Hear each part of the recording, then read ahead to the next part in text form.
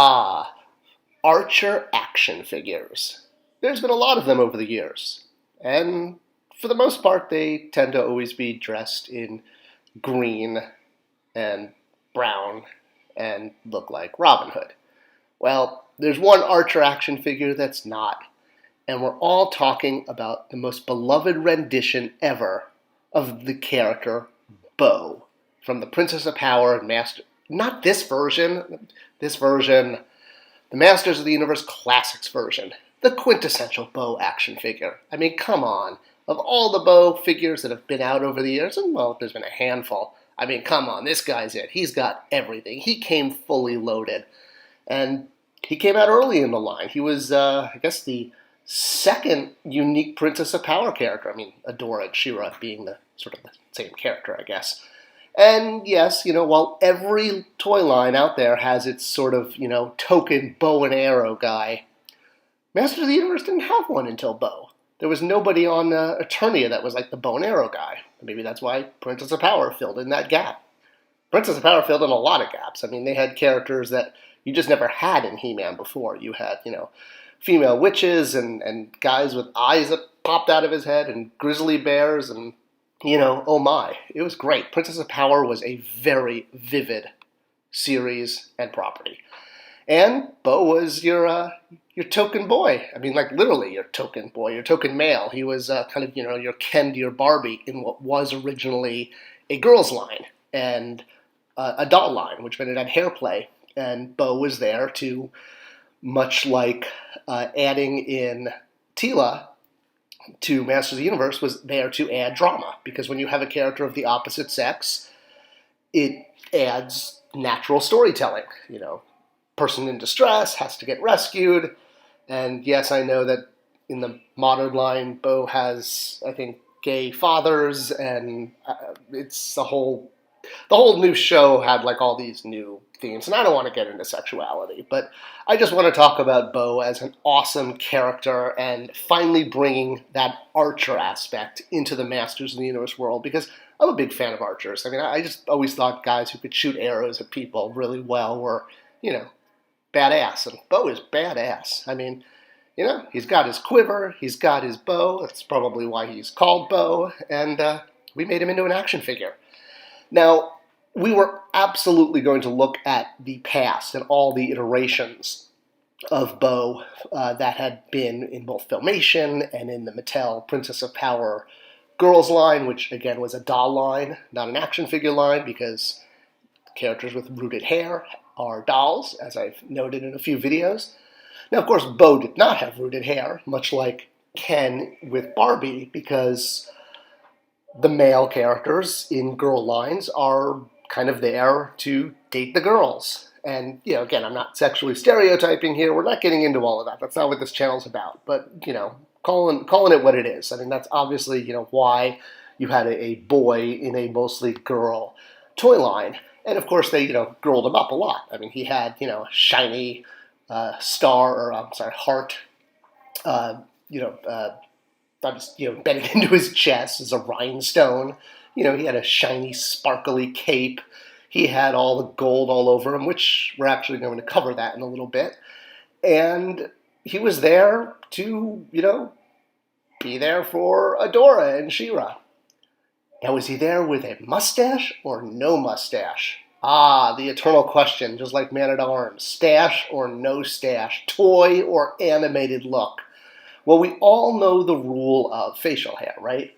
The more facial hair you have, the manlier you are. And the manlier you are, the more watermelons you can lift over your head in one sitting. So, obviously, in the animated series, much like Man-at-Arms, Bow got a mustache because they wanted to make him manlier, right? Well, actually, it was just much like Man-at-Arms. It was to age him up. They wanted him to look a little older, and that's why the mustache, because, only older people can grow mustaches. Well, I mean, I guess that's true. A 7-year-old can't. And when we were doing the Masters of the Universe Classics figure, that meant both doing the stash and the non-stash version, which is why he came with both heads, as well as a ton of extra accessories. I think, in fact, he was the first Masters of the Universe character, Classics character, to come with a musical instrument, because on the show, he played his lute, his harp, not a lute. Lute is woodwind. It's a harp. Yeah, definitely a harp. String instrument. Come on, I play violin. I should know string instruments. And, big fan of characters coming with instruments. I think we had a couple others, but Bow was the first. And I don't know, there was some, plus his arrow hand could be posed perfectly for plucking the strings to, I guess, sing to Adora and give her, sweet romantic songs by the firelight of rebellious campsites. I don't know. Either way, he wasn't just going to come with his instrument. He was going to come with his weapon, his bow and arrow. I mean, obviously, right? His name is Bow, so he's going to come with a bow. And you notice there's no string on that bow, but there are 2 loops. That was because Mattel had a policy, safety protocol, that if a bow had the string, you had to have the arrow permanently lodged in the bow. And because we knew fans for a strictly collector line, as opposed to like Green Arrow from DCU Classics, which was at retail, which also had to appeal to kids, we could have had to have the arrow permanently lodged as part of the bow and the string, because it could be used as a slingshot otherwise, which is technically classified as a weapon. And I know, hey, toy safety, But with a toy line like MOTUC Classics, which was not available at retail, which again was going just to collectors then, we did the bow without a string, but we had little loops so that you could add your own string, because we knew, most fans at home have a small piece of string or a piece of floss or, something that they could string through and make the string on the bow themselves. It was easy to do, and this way we didn't have to have the arrow permanently molded into the bow like we did on retail releases like Green Arrow. So that's why Bow doesn't have a string. You can put the string on yourself. Hey, do it yourself. Bow's legs, Bow's feet, Bow's boots. So this was one that caused, not controversy, but maybe excitement. So Bow had boots that, while they were reminiscent of the vintage figures, they also looked a lot like the boots that New Adventures He-Man wore. And this was because the Horsemen are brilliant and knew that if they sculpted the boots in this way, they would then have the boots for a future New Adventures He-Man if we got to him. A lot of fans saw the boots and jumped like, oh, New Adventures He-Man is coming right around the corner. He's next because now we have the boots. But, we were really thinking in the long term, and New Adventures He-Man wasn't for a few years. But by the time we got to him, we had the tool for the boots. So one less tool that we had to create. Bravo to the Horsemen for really looking at both boots and realized they could be done the same way, because they were pretty close to each other. Again, the Horsemen are great. And that was Bow, that was all his parts. I mean, he had arrows, and he had bows, and he had harps, and alternate heads, and, he looked great. He really did. I mean, the gold with the red cape, and giving him the Princess of Power logo to differentiate Masters of the Universe characters from those that were from the Princess of Power line in the vintage days.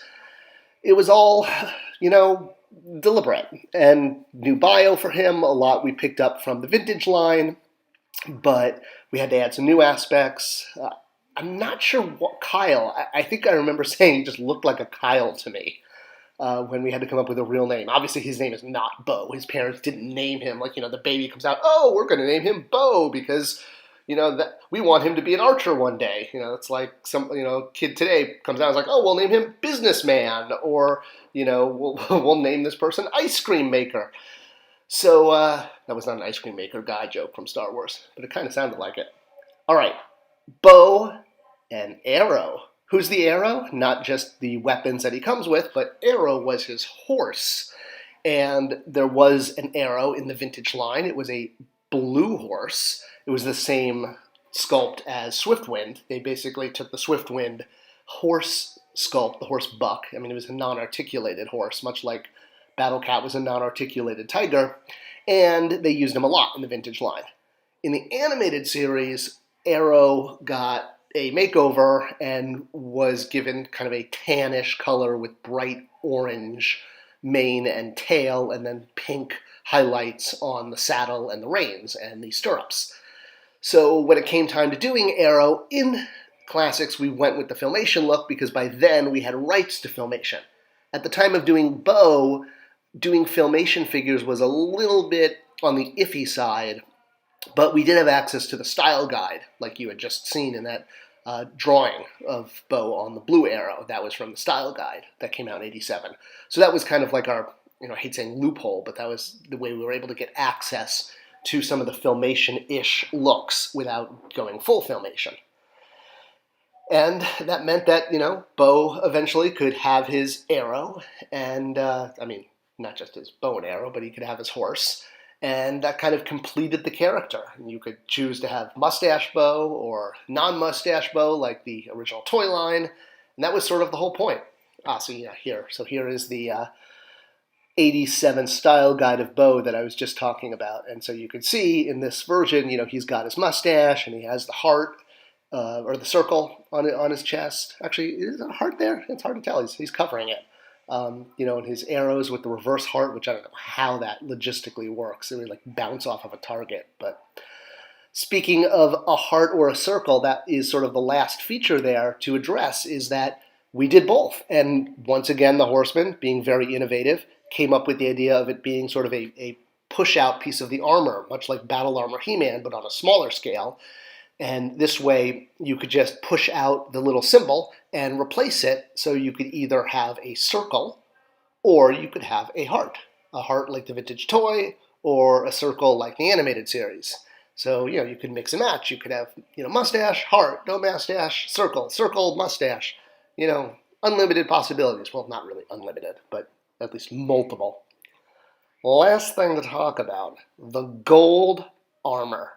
This was one of, honestly, the crazier, I don't want to ever call fans crazy, but between the She-Ra hole in the head issue, go see the She-Ra commentary, which was never meant to be displayed like that, and now with Bow, there were a lot of fans in an uproar that we gave him gold armor, or at least pieces of his armor looked like they were made of gold. Whether they were plated in gold or they were painted with gold puffy paint, I don't know, but in the universe, was he wearing gold? I don't know. Fans said, look, Bow is part of this great rebellion, and they're fighting in the woods, and they barely have enough to eat, and here he is walking around with golden armor. Aren't people saying, hey, Bow, can't you sell that armor and buy some food for us? Come on, the vintage line, they had gold. It was the same color. We were not trying to make some kind of social economic commentary with his armor, but I remember fans being really, really, call it angry over having him be in gold armor, and that this was just not fair to the starving peasants of the rebellion. But come on, in a world where you have talking brooms and flying owls and unicorns, can you not have a character wearing gold armor? A little suspension of disbelief, people. I think flying, talking owls out-trump gold armor on a character, right? Unicorns, Pegasus, talking unicorns. Either way, magic is awesome. And Bow was awesome. And Bow helped us build up to the full Princess of Power lineup that eventually we got to. Really proud that we got to all of them. It was by the skin of our teeth, but we made it. And all the Princess of Power characters got represented, minus a couple variants, but all the original characters. And that was what Masters of the Universe Classics was all about, completing the line and making the greatest collector toys for both He-Man and She-Ra that had ever been done. Will this line be surpassed one day? The answer is I don't know, but I doubt it. Enjoy.